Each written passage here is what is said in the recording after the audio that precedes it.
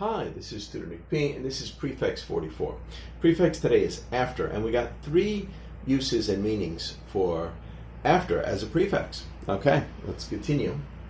Someone do a screenshot, do it right now. Okay, let's get right to it. The prefix after derives from the Middle English meaning after.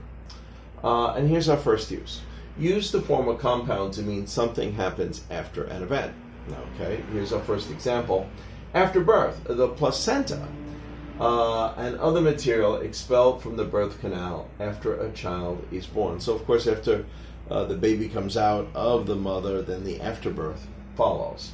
And that's our example sentence. So after a baby comes out, the afterbirth will soon follow. All right, let's continue. Afterlife, another life that some people believe starts after one dies. And here's the example sentence. You should try to be a good person so you can go to heaven in the afterlife. Okay, good. Aftereffect, any delayed effect which is not immediately noticed. Okay, good.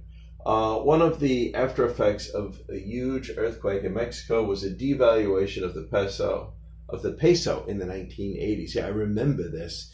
I remember when it happened, and several months later, the peso just kept going down, down, down over the course of a month. It was, I don't know, devalued like 20, 30%, something like that.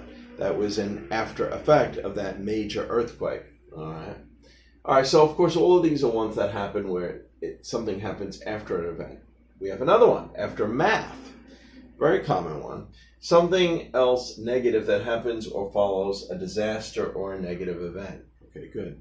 They feared that disease would spread in the aftermath of the 2004 Southeast Asian tsunami. I remember when that happened, and they were really talking about that. Luckily, it wasn't as bad as they feared, and it ended up clearing up. But they did fear that for a while. They used to talk about, that this might happen in the aftermath.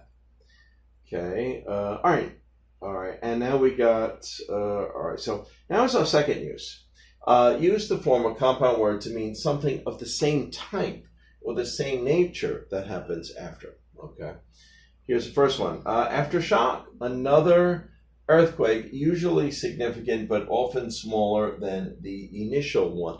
And there could be several aftershocks. So if there's a significant earthquake and then you have another one, maybe, 3 hours later or 4 hours later, sometimes it happens that way. So that we use it for aftershock. Several aftershocks struck after the first initial one. Okay, good. Let's continue. Aftertaste, a taste that persists in one's mouth, that continues for a while after swallowing. Yeah, so it could be some sort of food. Sometimes we say food could have a good or a bad aftertaste.